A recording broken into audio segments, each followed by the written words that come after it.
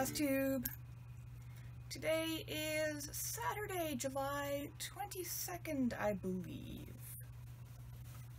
22nd. It is Kate here of Colorblind Cross Stitch with another video update for you today. I have three little things today. First, this week's stitchquisition is some random tie-dye floss, or tie-dye colored floss, courtesy of the dollar store, because we stopped in there last night to pick up a couple of random things. 24 skeins of fun colored floss for $3. DMC is like 70 cents a skein, so 24 skeins for $3 is pretty good. What's funny about this is that there was a bunch of different, like, sets of colors of this stuff at the dollar store. I don't even know. Flossy? I guess that's the brand? Flossy? I don't know. But the funny thing is, they're all labeled embroidery thread. There was like this tie-dye stuff, there was some others that was a variegated something or other, or had some variegation, I don't remember, and then there was like some solid colors and a couple different like packages like this.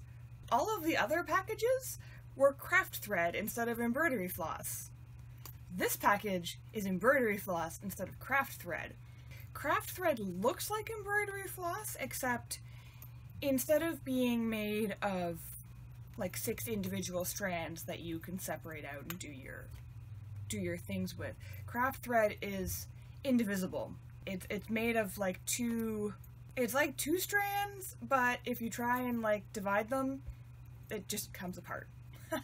I discovered this the hard way because last year when I first started getting into cross-stitching, I stopped at my Walmart, my local Walmart, because I can't remember, I think I might have needed something else as well. But so I stopped and looked in their craft section and found this big bag. It was like 100 skeins of what I thought was embroidery floss for a few dollars. Funny thing about that is actually they had it marked wrong in their inventory, and I think it was supposed to be like $10 or $15, and I ended up getting it for like $2. So I walked away with these like 100 skeins of craft thread for like $2. It was pretty great. Only it turned out when I brought it home and tried to use it and tried to, you know, separate it into strands to do cross stitch with it, because the piece I was working on, I was doing 2/1 on 16 count Ida.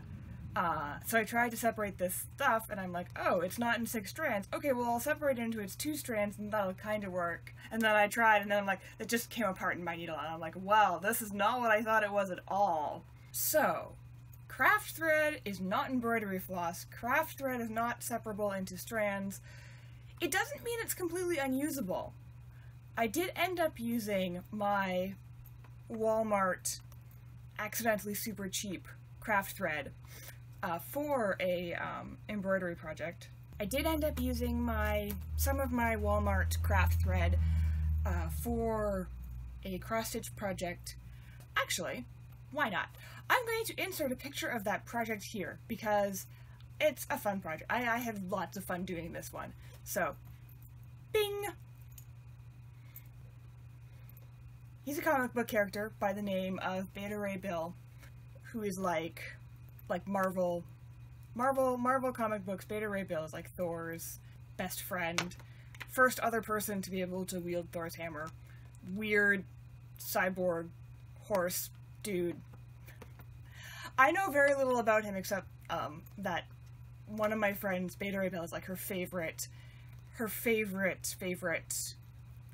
comic book character. So I stitched this up for her. Obviously I can't show you the completed piece because it has long since been sent off, you know, to live at her house. She lives in the States, so I'm not gonna have like the finished piece to show you ever because it lives with her now. But yeah, so this was Beta Ray Bill, and I ended up doing him. That is actually the one strand of craft thread, which is basically the same thickness as 6 strands of floss, on 14 count Ida. So it's doable. It actually, I mean, I think especially for something like this, like comic book panel, where I wanted like big, bright, bold colors, because I was going for, you know, this is kind of like what the picture, the Beta Ray Bill picture is actually based on. It comes from a piece of, it comes from a comic book, like one of the comic book panel of like Bill's face, and I took it and turned it into a cross-stitch pattern. And so I wanted it to be big, you know, bright, bold colors, so the craft thread actually worked really well for that. It made like really chunky, sort of like really chunky, as I said, bold, colorful. Like, there's actually only 8 colors in that thing. It took me 3 months. That was all I did for 3 months, was stitch Beta Ray Bill. He's 90 by 90 squares on 14 count. And so yeah, so that's what I'm saying. You can use the craft thread for cross stitching. It's just you have to be willing to be like, I want a big chunky piece. Or I feel like if I had like 11 count, it would have worked even better. You know, or like maybe plastic canvas. I bet you could do like some of the bigger plastic canvas things you could probably do with the craft thread, and it would come out better. On 14 count, it was to the point where if there had been any, like, I couldn't have added back stitching to that picture because I wouldn't have been able to get my needle through the holes because of the thickness of the thread. But that's my little bit of a rant on craft thread and why craft thread is not embroidery floss, and that's also one of my finishes for 2016 was Beta Ray Bill, which I made for my friend, which, even though I know almost nothing about Bill, he was actually super fun to stitch. I think just because he was like bold colors, and the colors were relatively simple. There was like a little bit of, wasn't actually too much in the way of like confetti. I tried to keep it relatively simple, but I also basically went with, this is what the comic book panel was, and all I did to make it into a pattern is smooth out the lines a bit to make it into like eight colors instead of gradients, basically. So yeah, I think he came out really great. My friend really loved him when he arrived, and he was super fun to stitch. But yes, that was done with craft thread. But this is embroidery floss. So I picked up the one package of embroidery floss at the dollar store, even though all the other packages were craft thread. And they were all labeled, like you can see, it's labeled embroidery thread. All the packages of craft thread were also labeled embroidery thread. And the reason I could tell that this is not craft thread is, like, I mean, you can find, if you can find an end, or you can kind of see how it in some places it's gonna like look, like you can see that it's 6 strands instead of the craft thread. Has a bit of a different look, which conveniently I figured out by my accidental craft thread purchase at Walmart, which happily, you know, like I said, it cost me $2 instead of like 10 or 15, whatever it was supposed to actually cost, because Walmart's inventory had a mistake. So that was my one stitchquisition. I decided to pick it up because fun variegated colors. I have no idea what I'm going to do with it yet.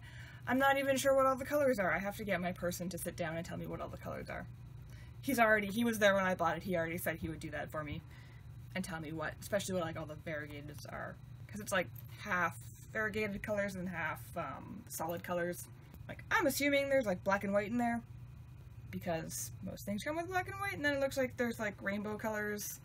It looks like that might be like red, orange, yellow, green, blue, purple maybe? Brown? I can't tell. I feel like if it's tie-dyed, it would be purple, because I don't know how many people tie-dye in brown. Of course, that also looks like orange, so maybe it's a different orange, or maybe those are all pinks. I'm not sure. I'm going to take a picture and send it to my Christopher and be like, what colors are these? Name the colors before I take it out of its package. Because these ones are like dollar store floss. They don't have any numbers or anything. It's not even like the Michaels floss, which, you know, had their own loops and threads Michaels numbers. That's that. And I have no idea what it's going to be like to stitch with. But like I said, like 12 skeins of fun variegated colors, plus some other colors for like $3. I was like, I'm gonna do the thing. I'm sure I can find something fun to stitch with that, because look at how fun. Alright, second thing. WIP. Whips. Although in this case it's only one whip, but oh, the progress I have made. I'm not even sure if I'm gonna sit back here as far as I can go and see if I can get this whole thing into the picture. I don't know if that will work. I don't know if you can see. This is still a really big piece of fabric. Hopefully my voice is not too muffled by the fact that I'm hiding behind the piece of fabric. There we are. Hopefully you can kind of see that So this is the same thing I have been working on for the last month, the Tangible Good project, but I got so much done this week because I finally heard back. Actually, like, I made my video last week. Last week was the 15th. I was told by the Desert Bus people that they would, get back to people by the 15th. So as of recording that video, I hadn't heard anything, but I got an email basically like, it was like midnight on the 15th, so it was like technically the 15th, but only just. Although I think, to be fair, I think the Desert Bus people are in, like, British Columbia. So it would have still been the 15th in British Columbia, but it was not really the 15th in here, in Ottawa, because, time zones. So I heard basically that night, and they were like, yes, we want your thing. So I have been trying to fit in basically any spare time I have when I'm not doing something else, or if I can stitch while doing something else, to put in and get work done on this, because it needs to be completed and mailed to the Desert Bus people by the end of September if it's going to be part of this year's, like, Desert Bus for Hope auction thing. I'm still looking at this and going, I don't know if I'll be able to do it. I still have loads and loads of things to do. But this week I did get a lot of work done because I did have, I had a lot of reading to do for, like, research to do, and I stitch while I read because it helps me not be lulled by my computer's monotonous voice. Computer voices have come a long way, but it's still not the same as having a human read to you, and also, I mean, there's only, like, I find my linguistics articles super interesting, but there's still only so much inflection even a, like, human speaker can put into, a technical, like, theoretical syntax article. It's the nature of the sort of things I'm reading. So I stitch while I read, and that sort of thing. So, and I stitch while I watch the news, which is funny because I never used to watch the news until the US government, your current White House, started falling apart. I'm so sorry for you. But I can't look away. So, every night, I watch the news and stitch. It's become a thing. However, the ridiculousness that is US political news notwithstanding, I think last time you saw it, I was still over on this side with the villains.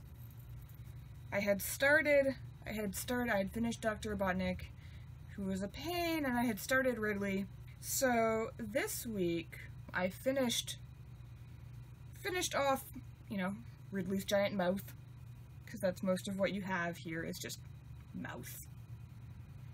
Honestly, Ridley's great. I want to, when I'm done this, do a piece that's just like Samus and Ridley battling it out.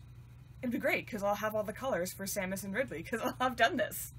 And I just because, like, the Metroid games are, like, one of my favorites, and Ridley's, like, a badass dragon dude, so he'd be super fun to do, like, all of him. He's also really big, which is why all that's in this picture is, like, his mouth, because otherwise he just kind of overpowered all the other characters by, like, how big he was. So yeah, I finished Ridley. This is Bison. From Street Fighter, one of the Street Fighters. So he's kind of coming into the picture. So I did that, and so that was the entirety of the villains side. And there's our poor surprise Moogle in the middle. And then I started on the hero side. So, first thing I did was Mega Man. And then there's Samus to go with Ridley. And then Frisk. Frisk is Undertale. She took me. Actually, Mega Man only took like a day. Samus only took like a day, or I think I was like a day and a little bit. I think finishing her legs might have not on the second day, but so she was really quick. Frisk took 2 days, but the second day was like her legs, and then this will be a companion cube, portal companion cube. Right now, it really doesn't look like much because it's just a square. So, I did the black, and then there is white in there, and so if you can kind of see the white, you can kind of see, like, there is the place where the heart will be in there, and then kind of thing. So that is Frisk from Undertale standing on a portal companion cube. I think Pikachu will go in here. I'm not sure if I'm going to stitch Pikachu quite yet, because I'm not quite sure what I want to do with him, because originally we have, in our, like, original mock-up, we have Pikachu is, like, on a skateboard, or not a skateboard, sorry, he's on a surfboard, because Pikachu on a surfboard is just kind of funny. But the entire thing is on ground, so, I don't know, it seems to me that Pikachu on a surfboard is just kind of weird, because, like, how is he surfing on ground? So, part of me wants to do something with Pikachu, either just not stitch the surfboard, because why is he on a surfboard on ground, or try and modify the surfboard and, like, give it wheels and make it into a skateboard, and then he'd be Pikachu on a skateboard, which would make a whole lot more sense, but still be like, you know, Pikachu surfing. I have to see what my person thinks. He did most of the design work for this. I did put Frisk's feet back in. Frisk now has feet.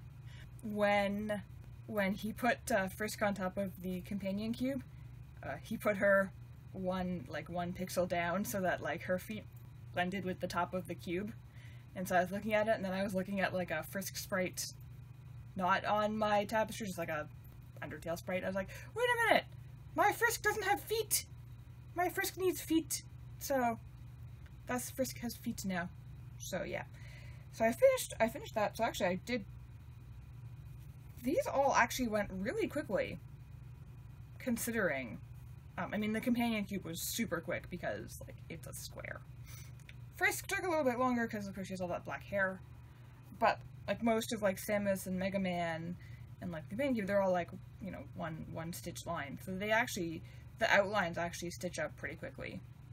So I have, like I said, I have Pikachu here, which I'm not quite sure what I'm going to do with, because I'm leaning towards trying to give his surfboard wheels and make it into a skateboard. I have to play with that, though, to make sure it, you know, doesn't look weird, and see what my person thinks. Hi, person! If you watch this video before I ask you, what do you think of Pikachu on a skateboard? I should remember to ask you. And then over here, on this side, I can either do, I have Link up here, I believe, from the, you know, Zelda games. And then I have Claptrap sprite from Borderlands, the Borderlands series. We ended up not having anything from Borderlands on the other side because a couple of the villains, like Dr. Robotnik and Ridley, are quite a bit bigger than their heroic counterparts. But Chris and I both really love the Borderlands games, so we kind of wanted something Borderlands in here. So he found a Claptrap sprite. I have no idea where he found it because the Borderlands games don't have sprites. Not like the, you know, like the games that are like the Super Nintendo games, like Mega Man and Samus are both from, like, the Super Nintendo, so they were all, you know, 16-bit sprites.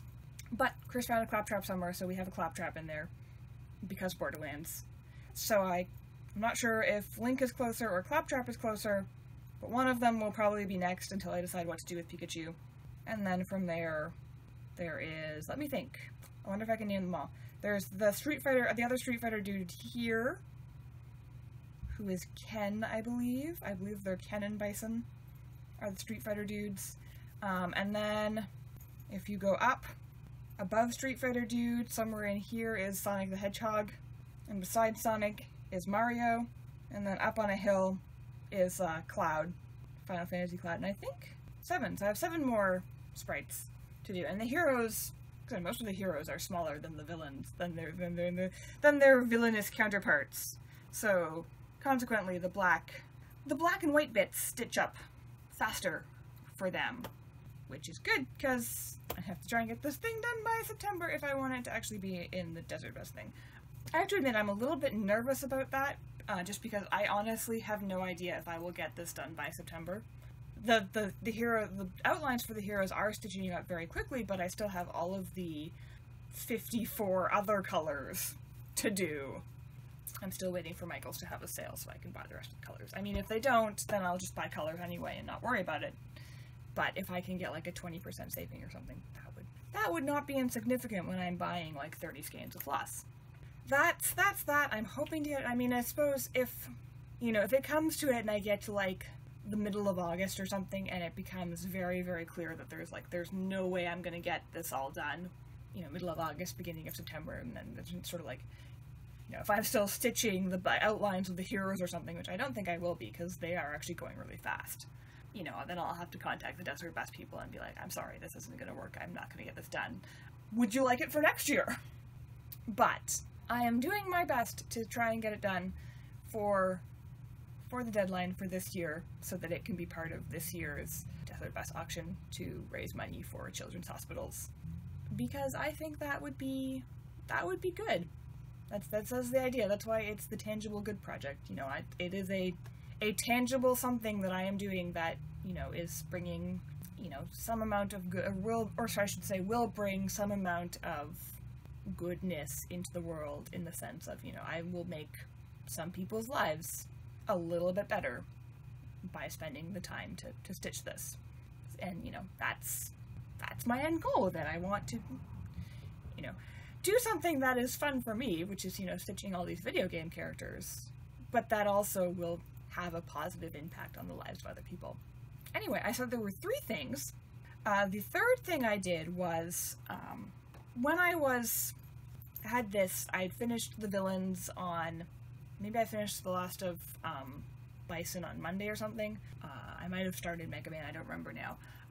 My person came over on Tuesday, because he comes over every Tuesday, and he was looking at, you know, the whole thing spread out. Oh, here's a fun thing. Want to see my backside? I just think it's funny when you say it that way. Have a look at my backside, everybody. I like to keep relatively neat backs whenever possible. I don't know if in finishing this the back will be covered or not, because I have no idea how I'm going to finish it yet.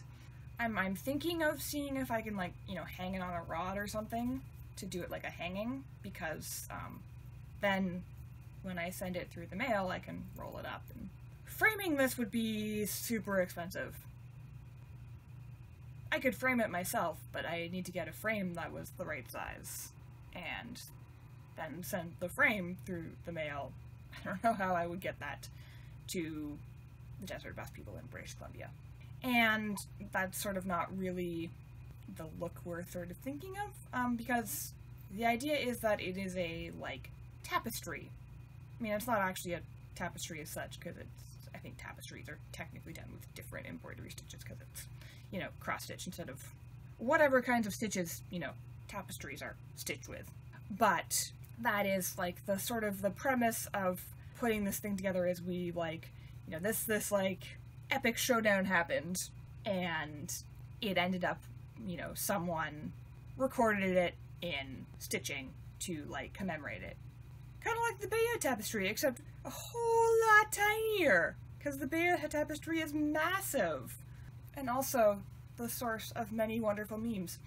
The medieval tapestry memes are some of my favorites. But, so yeah, it's kind of like that idea. So, like, a wall hanging would make a lot more sense for that than, like, trying to put it in a picture frame.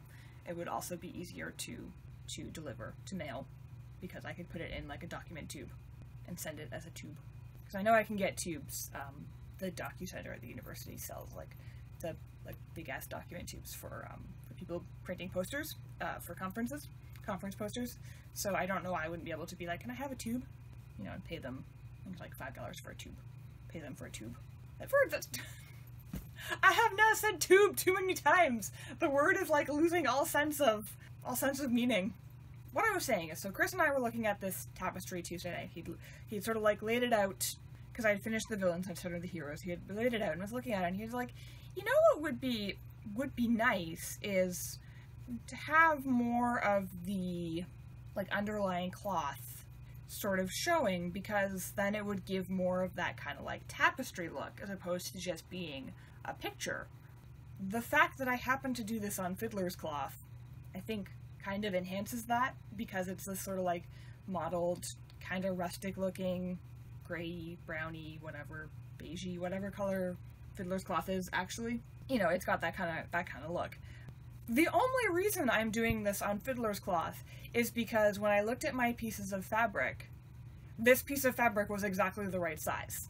I went through like my fabric stash and went, okay, I need a piece of fabric that, you know, will fit a 420 by 258 stitch piece. And so I went and I looked and like, okay, so like in 14 count, that's a yard wide.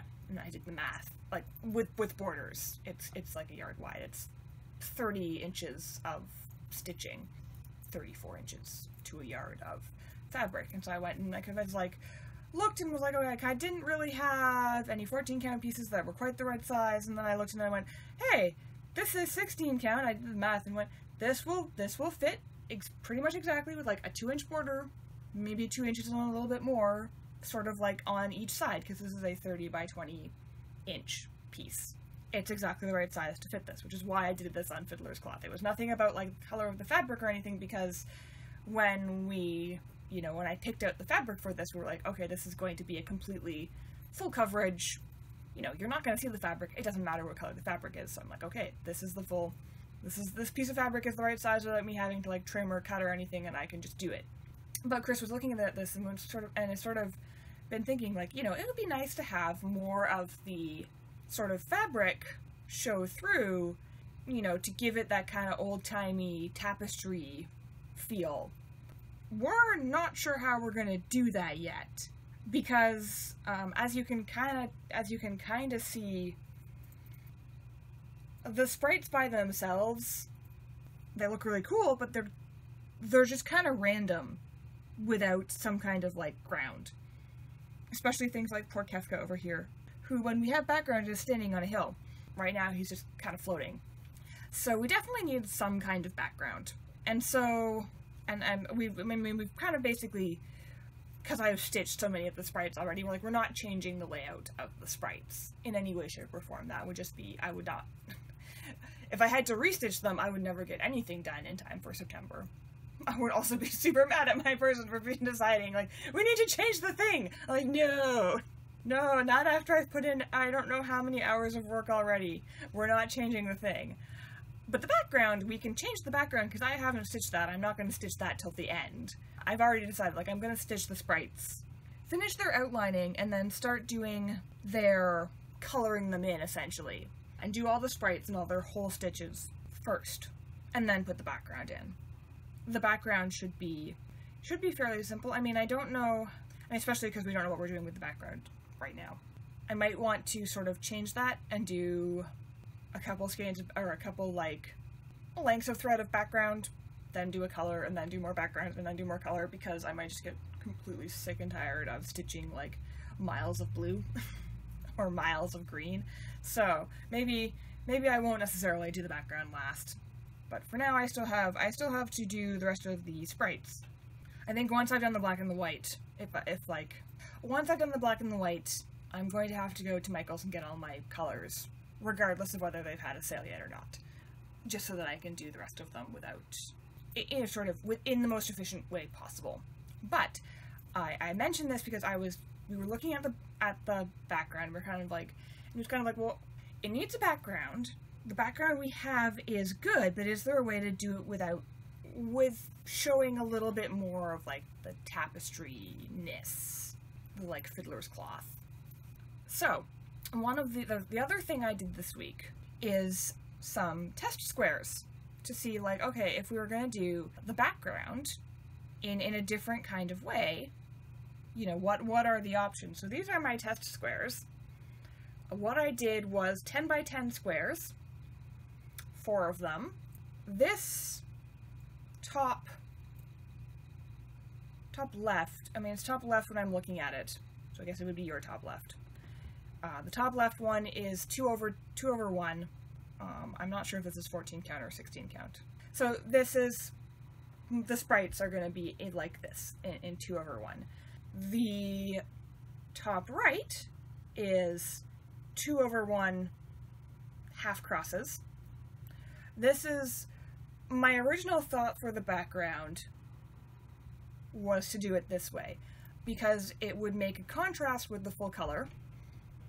which I think will be good for the background to kind of bring out, you know, here the sprites are the main focus, and then this is background. It's not as important. It will make it backgrounded, you know, which is exactly what we want.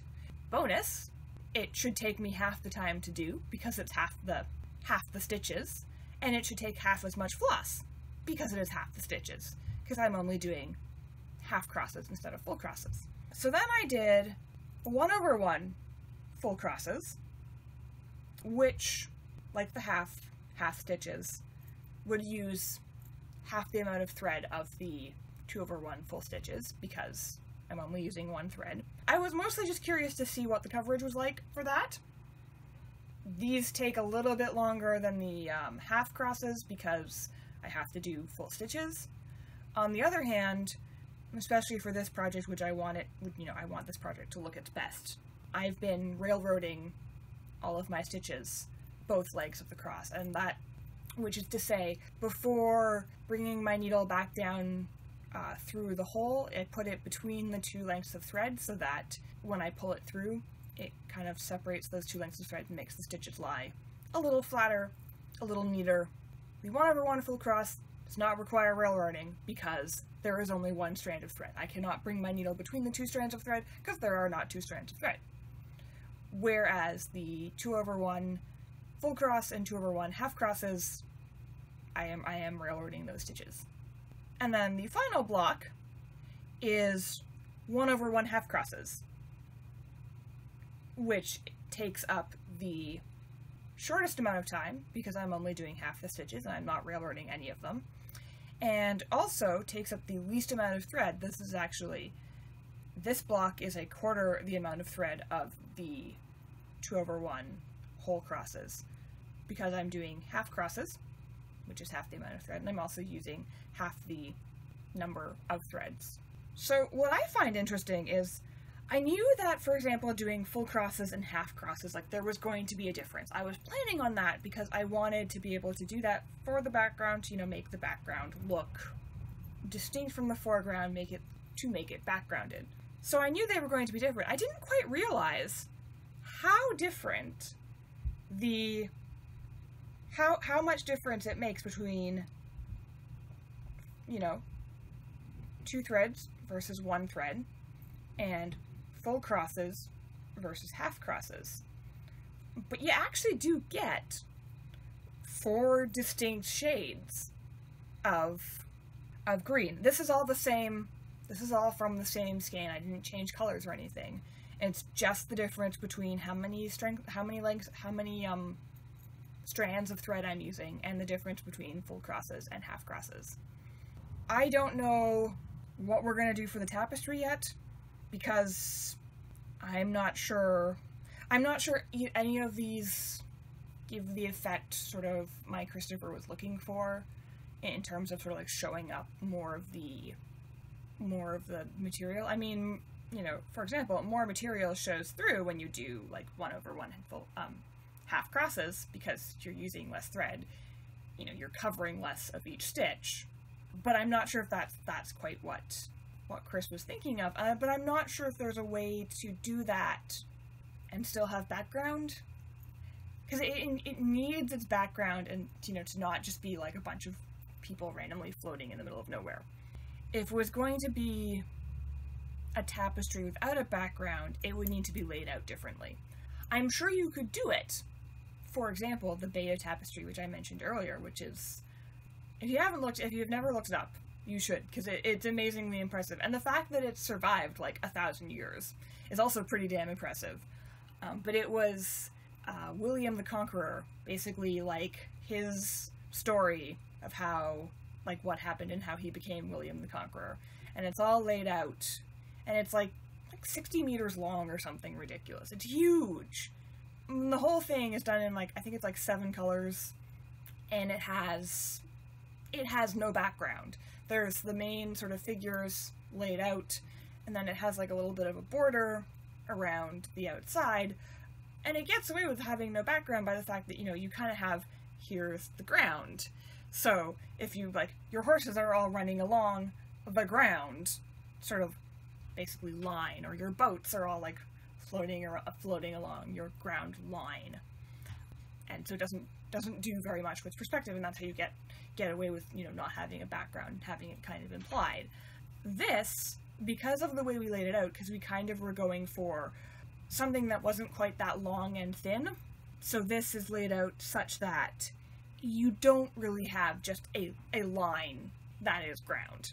You'd have to have like bigger sprites all stood in a line or something to make it work that way. I'm not sure how you'd make it work in like the beta tapestry style. So, but the way this one is, there is some amount of like perspective in that.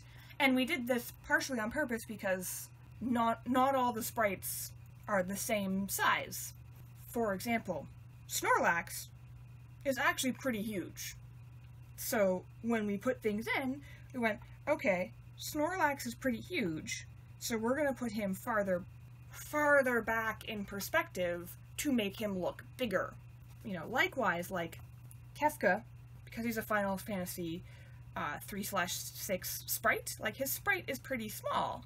But in size, you know, he would presumably be at least the same size as, like, the Mega Man dude, or, like, Airman, that's his name, Airman, or, like, Ganondorf, or, like, you know, even Bowser, like, he's, you know, he's, like, person-sized, is Kefka. So, one of the reasons why we put him, you know, standing up on a hill is because then it's like, okay, you're farther away, you look, you know, that will give the perspective that, you know, your smaller absolute size, that's the word I'm looking for, your smaller absolute size will fit in, and with the fact that you're farther away, so your relative size will look bigger. But you need the layered background for that perspective to work.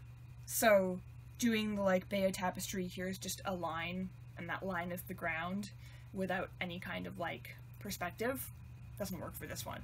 We would have had to, as I said, we would have had to have laid it out differently to be like a tapestry without background.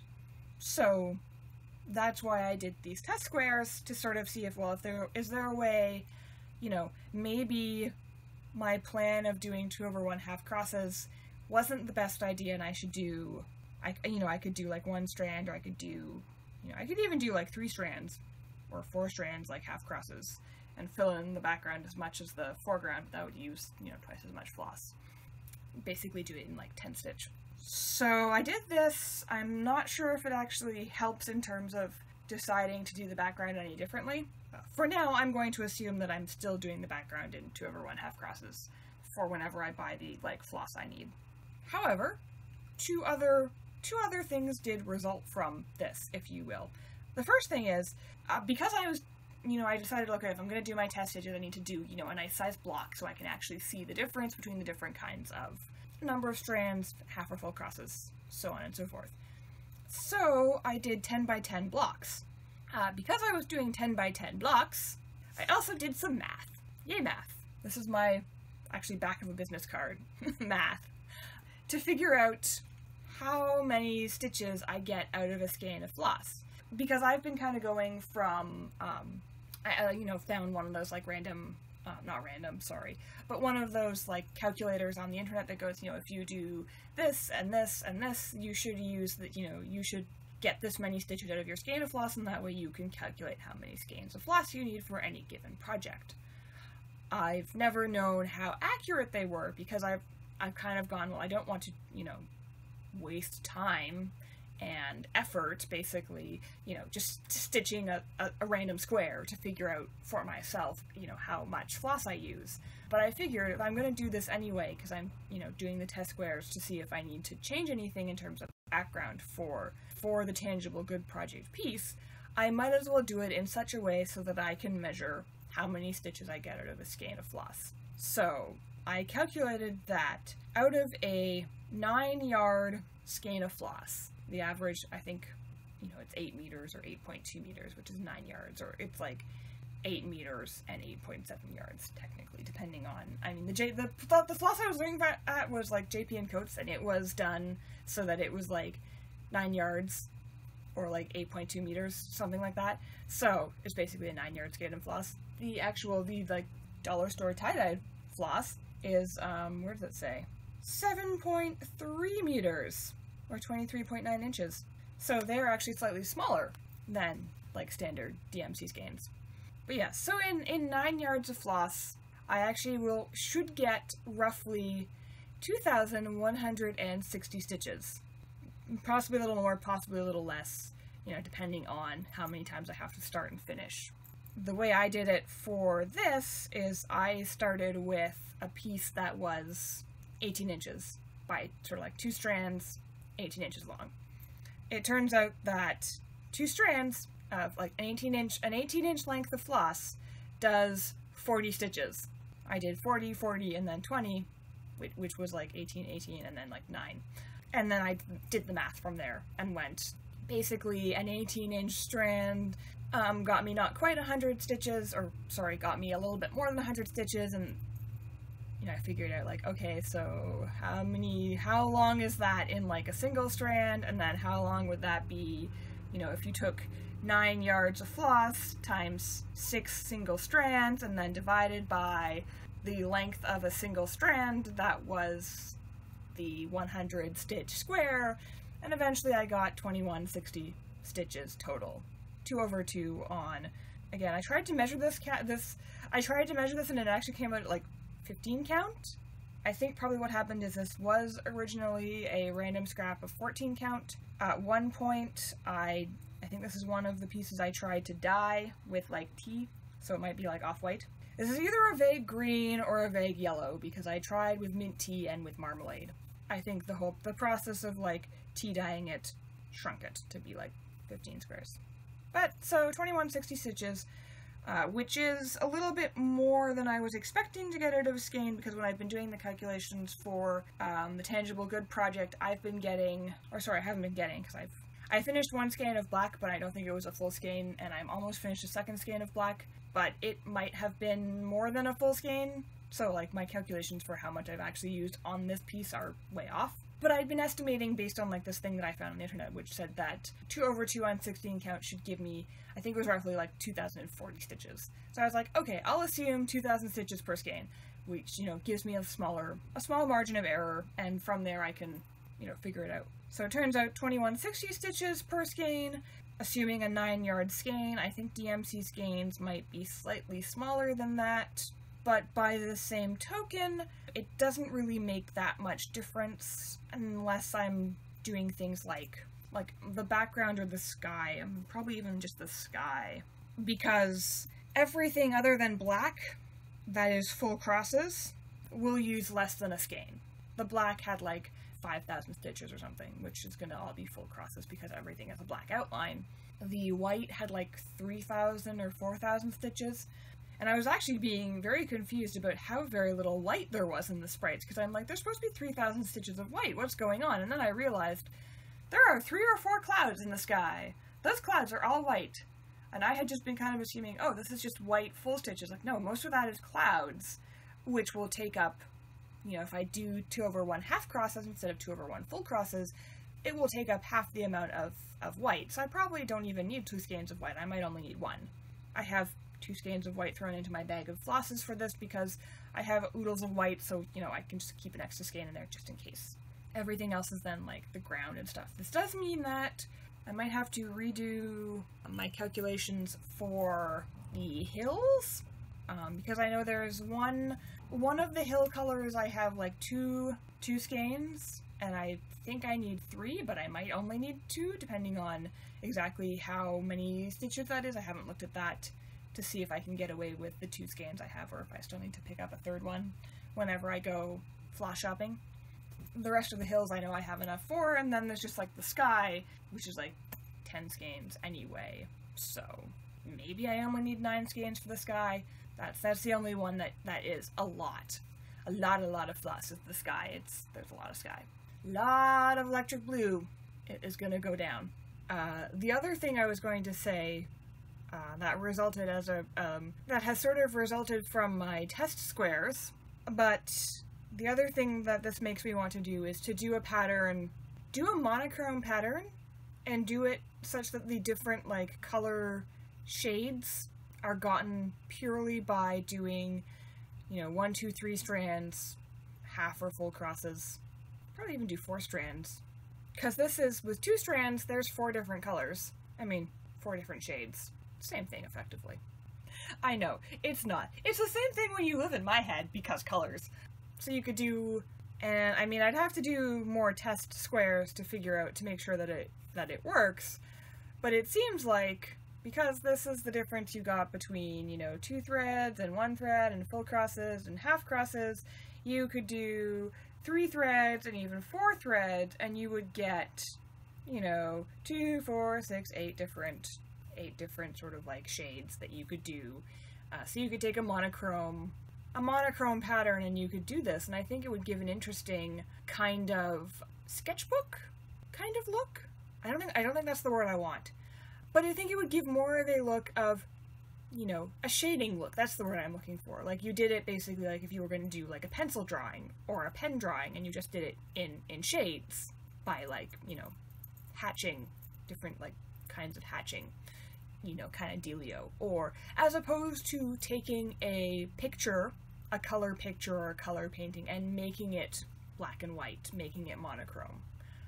I feel like this would give you more of that kind of like pencil drawing look, if you will. I mean, it won't exactly be like a pencil drawing because the lines would be too neat. You'd have to do extra work to make it look pencil-y, but it would have that sort of like, I set out to do a black and white drawing kind of look, as opposed to I took a colored picture and made it black and white in Photoshop, which I think would be an interesting, I think that'd be an interesting thing to do. It's not a thing that I'm going to do anytime soon, unfortunately, because I have my tapestry to work on. I have the black and white to finish, and then I need to start putting the colors in. One of the other things that I probably haven't mentioned yet was I'm not sure whether I want to finally print out the pattern for this. I don't know if it would be easier to work with when I'm doing smaller blocks of color. It'd be easier to work with just in general, if only because I can flip a paper pattern upside down, and I do a chunk of my stitching upside down. Just because when I stitch, it's easier for me to go left to right. That's probably going to look backwards for you. Basically, I stitch the same way I write. So left to right and back, and then down. Because of the way I do my crosses, down is easier to do than up, just because of the way I do my crosses and how much they're, and it's easier to go from left to right than from like right to left is weird. Can't flip a PDF upside down, because I'd have to flip my entire laptop upside down. I know, if I had like a tablet, you could set the tablet to like have the screen not move and then flip the tablet upside down. I don't have a tablet. I do have my phone, but my phone is too small for me to like see the pattern in any reasonable shape. So I don't put cross-stitching on my phone. But the other thing is once I'm doing smaller bands of color, it will be easier potentially to flip between here's the symbol page and here's the page of the pattern I'm working on. By the same token, the reason why I didn't print the pattern off to begin with was I really don't want to print 76 pages. Like, that's a book. That's not, you know, not super good for the environment if I can avoid it, and, you know, for the money I have to spend on, like, printer paper, but especially because I'm going on vacation next week, not next week, the week after, first week in August. I'm going sailing with my Christopher's family because they have a boat, like a houseboat. So, but suffice to say, I'm going on vacation. I will actually still be working on my vacation because I need to continue working on my thesis because, you know, it still needs to be done. Very important that I keep working, keep reading, keep writing. That's what I do. But for the times when I'm just stitching, it might be handy to not have to plug something into electricity, which, if we are not in harbor somewhere, in port somewhere, is a bit more of a commodity, because, you know, if you're just at an anchorage on a random lake that, you know, has like campgrounds maybe, rather than, you know, in like hiking trails, it's like here's a campground and a hiking trail, and, you know, it's marked on the map as an anchorage, so you can put your boat here. There's like the right kind of, you know, a bit of shelter from the wind or whatever, and like the right depth of water for you to, you know, park a boat there. There's no electricity, so you have power while you have the engine on, you have power while you're, like, plugged into, like, land power if you're, like, at port somewhere. But if you're just, like, sitting at anchor somewhere, you know, in the middle of nowhere, you don't necessarily have electricity, so having a copy that does not require electricity of my pattern would probably not be a bad thing, because electricity at that point is, I mean, it's not like we've never run out of power on the boat, and I mean, if we did, you could theoretically just, like, put the engine on to charge the battery, and then you'd have, like, power. But at that point, you kind of go, okay, we need power for the lights and a bit of power for the hot water to, like, wash our dishes in, but we're not going to be running all of the, you know, everything that requires power, because it's a limited quantity. So, you know, that's why we buy ice. You get giant blocks of ice, so you don't have to turn the refrigerator on, and everything is, like, cooled by ice. It's like, it's a literal ice box, like, super old school, except, you know, not, it's like a gas stove. It might actually have electricity, too. You might be able to do, like, one or the other. I don't remember. No, I think it's just a gas stove. It's also on, like, gimbals? I don't think I've ever seen that word, or I've only ever seen that word written down. But so that, like, if you're on the water, and you're moving, the stove will stay straight. It's kind of cool. So you can cook while, you know, while sailing, because the stove will always stay straight, and your you know, your soup won't slosh too badly, or your, you know, whatever you're cooking kind of deal. So yes, so I might print out a pattern, but I don't know if I will, because I would rather not print out all those pages, but I feel like I should probably just bite the bullet and go to the DocuCenter and get them to, like, print and bind it, because it will be like 38 pages of PDF, and then it will be easier to work with and not actually require electricity. I may or may not make my trip to Michael's before my vacation, my working vacation.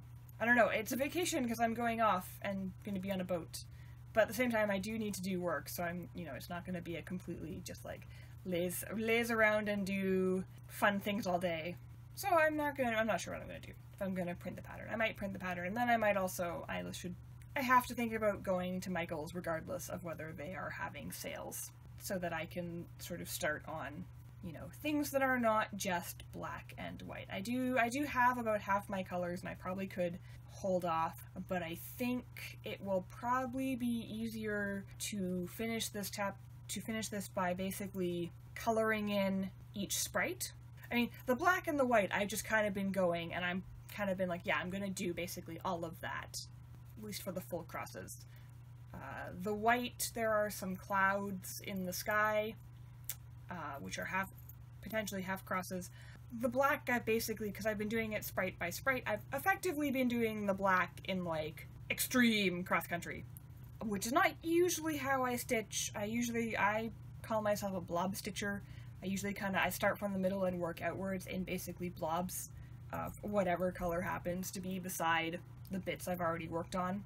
So I'm thinking, when it comes time to do the various sprites, instead of trying to basically go, okay, I have this one color, let me try and find all the stitches, and probably miss some, let's be honest, is to basically color in the sprites as I go, in which case, in order to do that, I probably will want to have all of my colors handy, so that, like, instead of coloring the sprite halfway in and then going, oh, I don't have this color, I guess I'll move on to the next one and then have to go back. But that means I need to go and get my flosses, which I might want to do this week before I go off sailing, so that I have them, regardless of whether Michael's is going to have things on sale.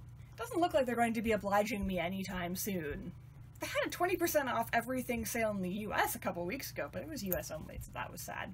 I think it will be really fun once I'm done the black and white outlines, because once the outline is done, then, like, doing the sprites, I mean, even though it's gonna be, like, there's gonna be, like, some confetti and stuff, there already has been, that it'll be, like, coloring things in, but coloring in really, really, really slowly, because, you know, it's stitching rather than just actual coloring, so it'll be like coloring, but very, very slow. But the confetti stitches don't actually worry me as much as they might have once, because, 3 or 4 weeks ago now? No, I think it was actually when I first, no, it must have been more than that, because I think it was, like, when I first started this project, or, like, a week before I started the Tangible Good project. I learned how to do pin stitches. So the cool thing about pinch stitches is that you can actually, because before I had been basically running my thread under a few stitches every time I wanted to, you know, change threads, which is for the most part, that's fine. I was starting to notice that, like, in my Egyptian sampler, when I was doing Osiris, the area of, like, his collar and his face, there are a lot of color changes in a very small area. But by the time I got through, like, doing Osiris's collar and Osiris's face, the chunk of, like, stitching at his chest just had so many threads run under it that it was, like, getting hard to run to start and end colors because there were so many color changes in such a small area. But with pin stitches now, pin stitches are great because I'll show you here.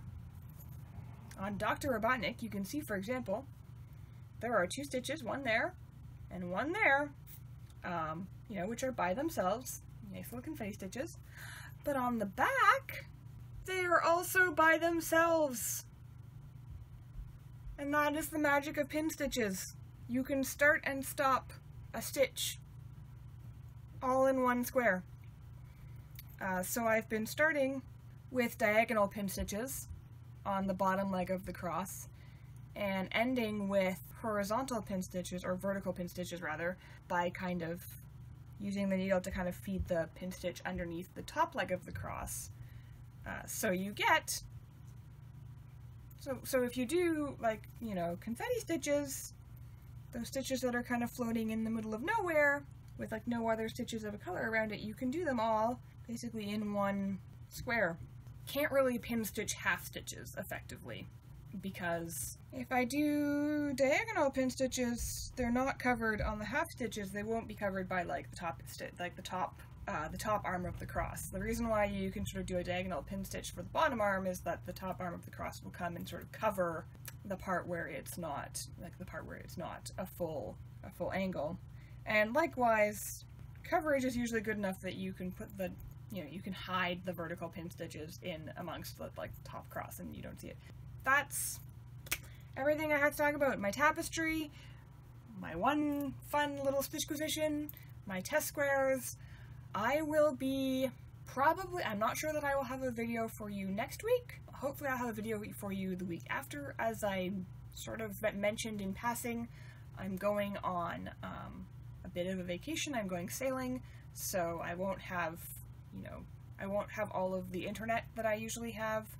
I won't have all of the space that I usually have either, so I might end up recording a little something, I might not, depending on, you know, sort of what's happening with everybody else on the boat. I won't end up uploading anything because I'll pretty much be using, like, my data. So, and I don't know whether I'll get a video in next week before I leave. Really depends on, like, the timing and, you know, how much other stuff I have to do. Hopefully we'll get a video done when I'm back. It might be a bit late because I'm probably returning sort of Sunday or Monday that weekend rather than like Saturday. So I would say, normally I'd say I'll see you next week, or you'll see me next week rather, because, you know, that's kind of how this actually goes. But I don't know if I'll be recording next week because of going sailing. So I will talk to you within the next couple weeks. I hope you all have had a lovely week. I hope you all continue to have lovely weeks. Please don't forget to like, comment, subscribe. I love all of those things. And I will talk to you whenever I next have a chance. So maybe next week, maybe the week after. I will see you then. Bye!